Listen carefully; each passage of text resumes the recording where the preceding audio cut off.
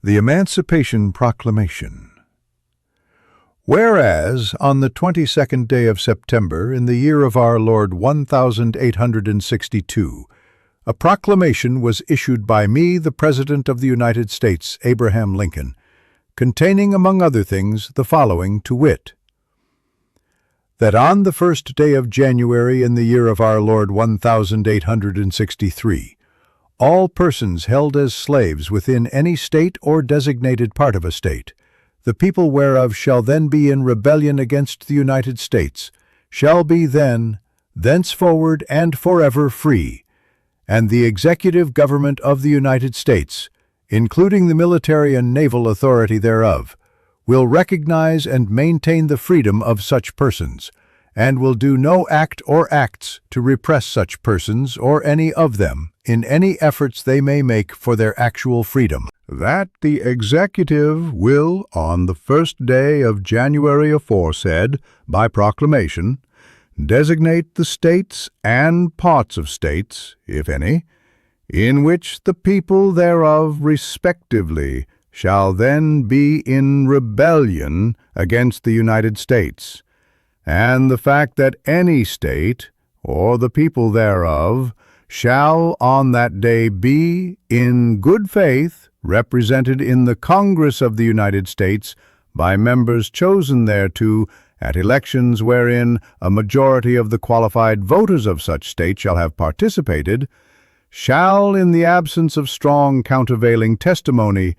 be deemed conclusive evidence that such state and the people thereof are not then in rebellion against the United States. Now, therefore, I, Abraham Lincoln, President of the United States, by virtue of the power in me vested as Commander-in-Chief of the Army and Navy of the United States in time of actual armed rebellion against the authority and government of the United States,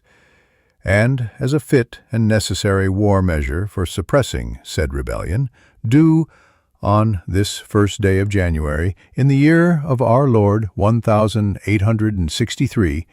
and in accordance with my purpose, so to do publicly proclaimed, for the full period of 100 days, from the day first above mentioned,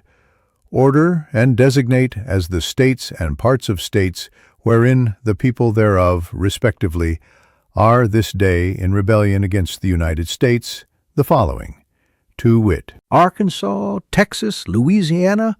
except the parishes of St. Bernard, Plaquemines, Jefferson, St. John, St. Charles, St. James, Ascension, Assumption, Terrebonne, Lafourche, St. Mary, St. Martin, and Orleans, including the city of New Orleans, Mississippi, Alabama, Florida, Georgia, South Carolina, North Carolina, and Virginia, except the 48 counties designated as West Virginia, and also the counties of Berkeley, Accomack, Northampton, Elizabeth City, York, Princess Anne, and Norfolk, including the cities of Norfolk and Portsmouth,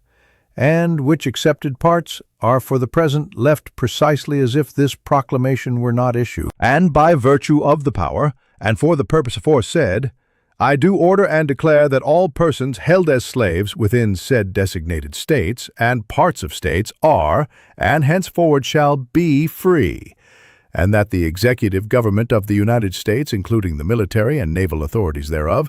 will recognize and maintain the freedom of said persons.